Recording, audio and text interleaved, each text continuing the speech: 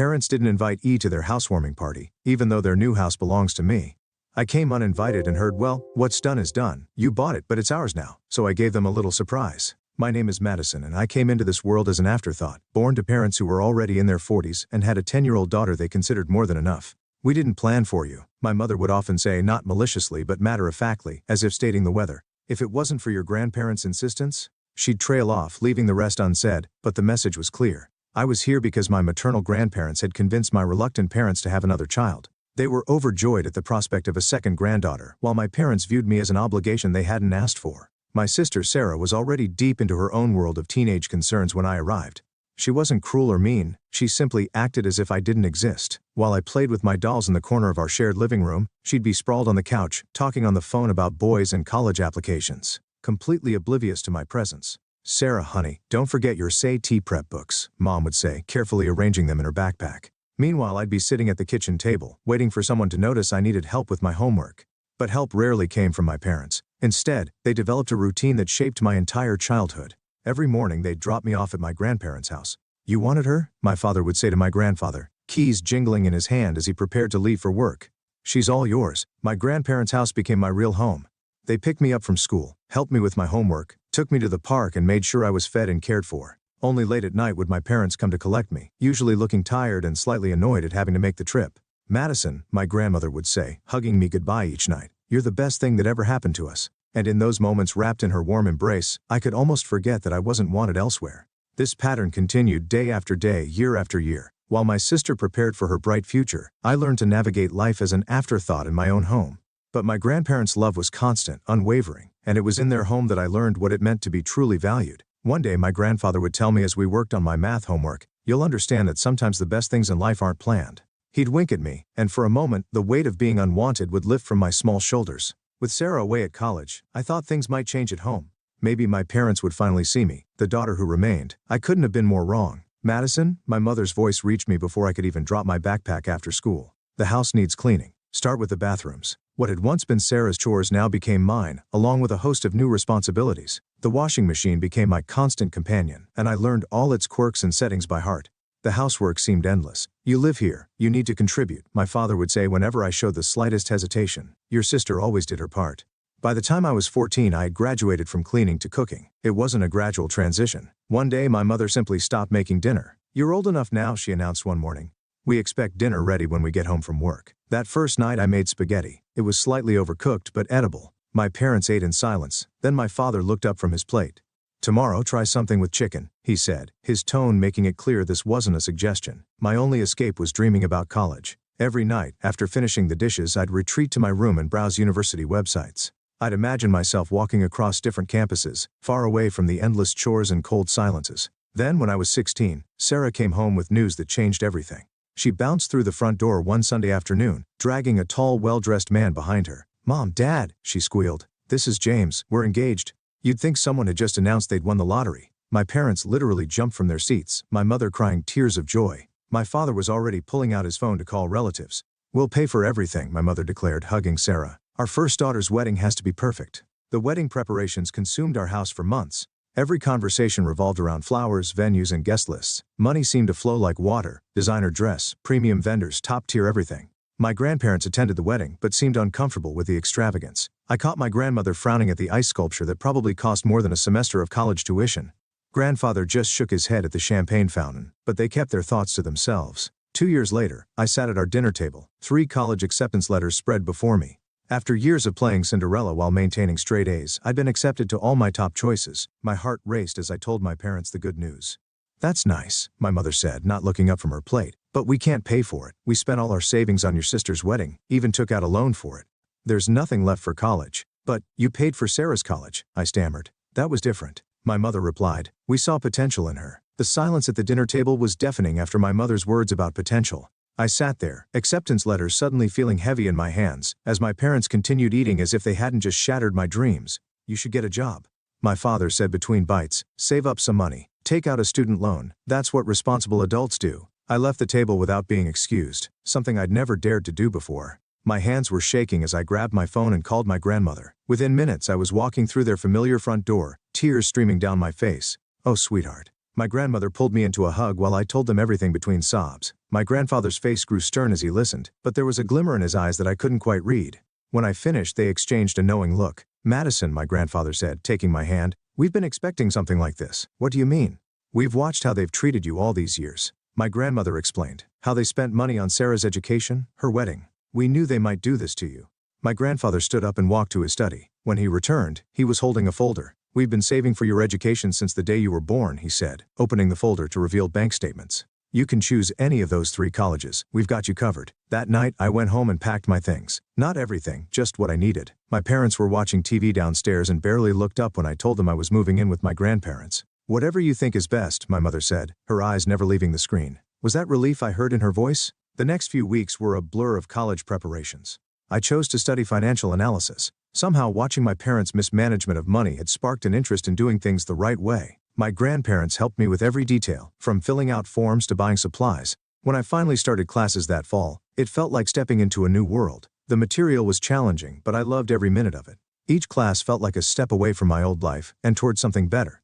My professors noticed my enthusiasm, and soon I was staying after class to discuss complex financial concepts. For the first time in my life, someone besides my grandparents saw potential in me, real potential. My second year of college was in full swing when my grandmother called with some interesting news about Sarah. "Your sister's having trouble," she said during one of our weekly calls. "Her marketing career isn't taking off like she hoped, and James can't seem to hold down a job. They're constantly asking your parents for money." I wasn't surprised when she told me they were getting it. "Your mother emptied her retirement account last month to help them with rent," my grandmother sighed. "They just can't say no to her." A year later, the situation got worse. Sarah and James couldn't make rent anymore, even with our parents' help. They moved back into my old bedroom, the one I'd spent years keeping spotlessly clean. The irony wasn't lost on me. Meanwhile, I was thriving. My professors had helped me land internships at prestigious financial firms, where I discovered I had a real talent for solving complex financial puzzles. Each challenging project made me more certain I'd chosen the right path. "You've got a natural instinct for this," my supervisor at Morgan Stanley told me during my performance review. "We'd love to have you back next summer." I kept my head down and focused on my studies, barely thinking about my family, except during calls with my grandparents. But when I visited them during my senior year, I knew something was wrong the moment I walked through their door. My grandmother's usual warm smile seemed forced, and my grandfather, usually quick with a joke, sat quietly in his armchair. The house felt heavy with unspoken words. "What's wrong?" I asked over dinner, watching them push food around their plates. "And don't tell me it's nothing. I know you both too well." They exchanged a look I'd seen too many times before, the one that meant they were trying to protect me from something. Finally, my grandfather spoke. "Your parents came to see us last week," he said, his voice unusually tired. "They wanted their inheritance early." "What do you mean?" I put down my fork. "They're in trouble with the banks," my grandmother explained. "Multiple loans, credit card debt. They said they needed $200,000 to avoid bankruptcy. And you gave it to them?" I couldn't keep the anger from my voice. My grandfather nodded. "We had to, Madison. They're still our daughter and son-in-law despite everything. It was most of our savings, but most of your savings." I was furious. After everything they've done? After how they keep enabling Sarah's irresponsible behavior? After how they treated me? "Sweetheart," my grandmother reached across the table to take my hand. "We know you're angry, but what's done is done. We'll be fine." But I kept getting angry. My parents, who'd never had money for my education, who'd treated me like a servant, had the audacity to demand money from the only people who'd ever truly cared for me. All because they couldn't say no to Sarah and couldn't manage their own finances. My hard work paid off after graduation. With glowing recommendations from my professors and impressive internship experiences, I landed a position at one of the top financial firms in the city. The starting salary was more than I'd ever dreamed of making. I found a modest one-bedroom apartment, nothing fancy but clean and safe. Every morning I'd wake up grateful that I didn't have to cook breakfast for anyone but myself.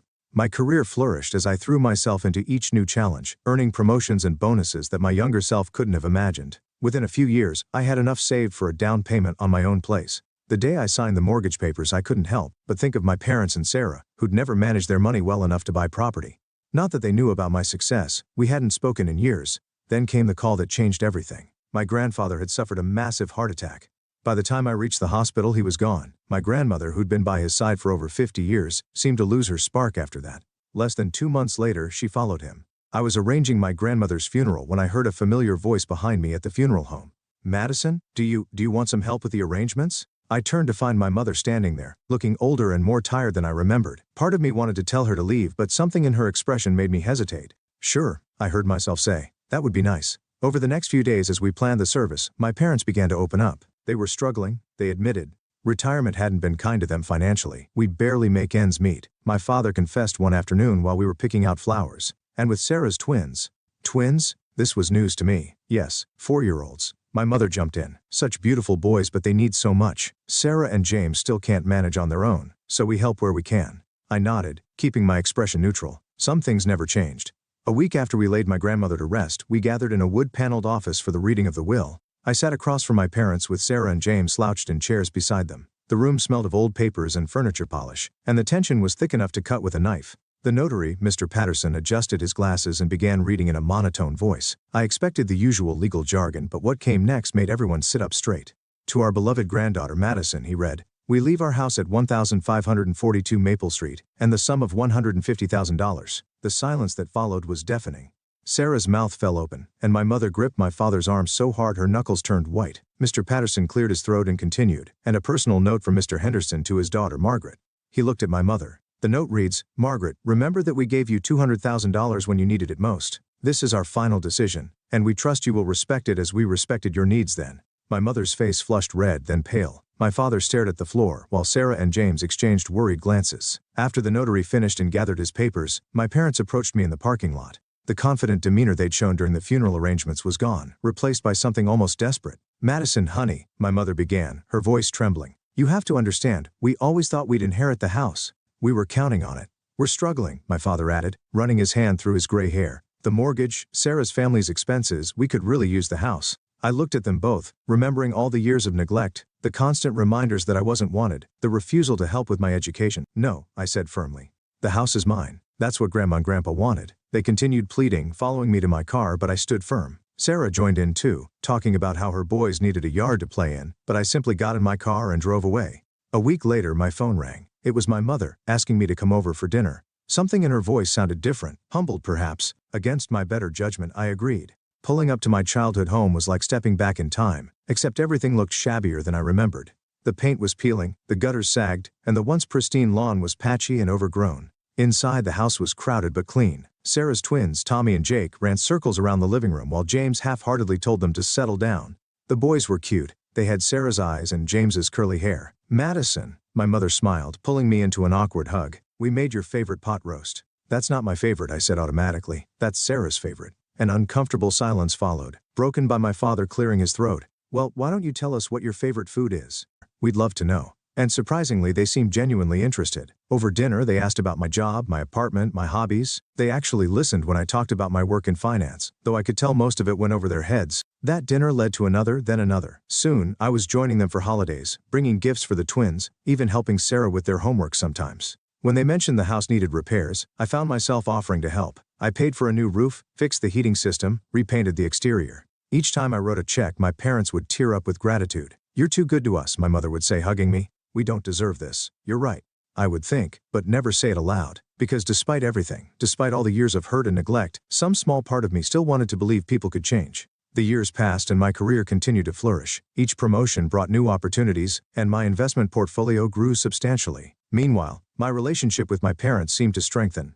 They were getting older, both were over 70 now, and I found myself wanting to do something meaningful for them. "I've been thinking," I said during one of our Sunday dinners, watching my father struggle up from his chair. "This house isn't really suitable for you anymore. I want to buy you a new house. Something single-story with a nice garden but easier to maintain. Something that would be comfortable for your retirement years." Their reactions surprised me, actual tears of joy. We spent the next few weeks house hunting together, and finally found the perfect place. A beautiful ranch-style home in a quiet neighborhood, with wide doorways and no stairs. After closing my checkbook, my parents couldn't stop talking about how excited they were. "We need to have a proper housewarming party," my father declared. "Let us arrange everything. It's the least we can do." "That would be lovely," I agreed, planning to present them with the deed during the celebration. "Just let me know when." Weeks passed. I was busy with work, but I kept expecting an invitation. When nothing came, I started asking about the date. "Oh, we're still planning," my mother would say. "You know how these things take time." "We want it to be perfect," my father would add. "We'll let you know soon." Something about their vague responses niggled at me. One evening, after another deflecting phone call from my mother, I found myself typing Sarah's name into Facebook. I hadn't looked at her profile in years. We weren't connected on any social media. There it was posted just hours ago. "So excited for Mom and Dad's housewarming party this Saturday. The new house is gorgeous. Can't wait to celebrate with everyone." The post had dozens of comments from relatives and friends, all confirming their attendance. Photos showed decorations being set up, caterers being booked.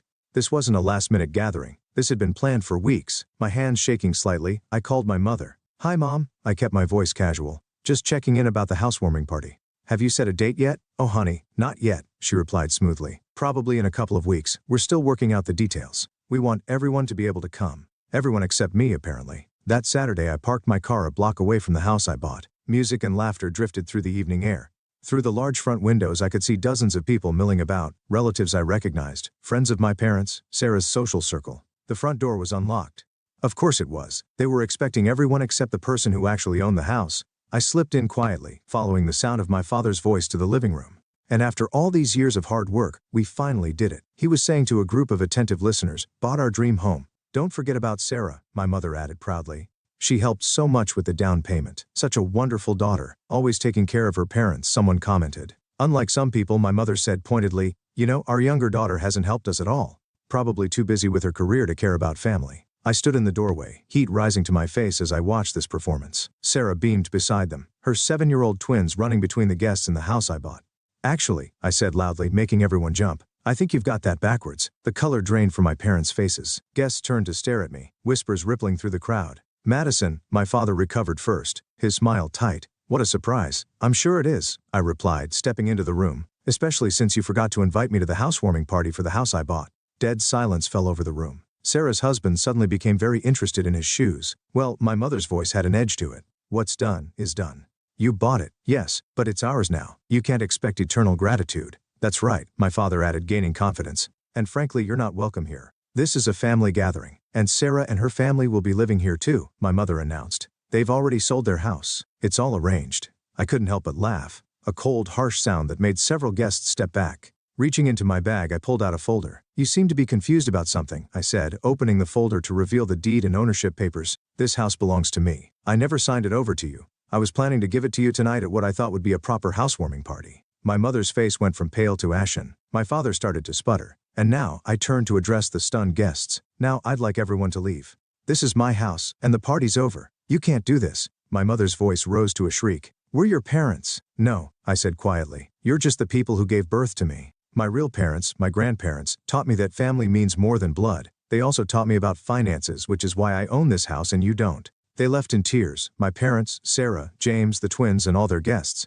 I watched from the front porch as they drove away, one by one, until the street was empty. After a few weeks I learned they'd used the money from selling their own house to buy an apartment. Sarah, James, and the twins moved in with them. They tried calling me for weeks, but I blocked their numbers, their emails, their social media accounts. The house? I sold it a month later and put the money in my account. Someday I'll have my own children, and I promise myself they'll never have to earn my love or compete for my attention. Unlike my parents, I'll love my children equally and unconditionally, the way my grandparents loved me.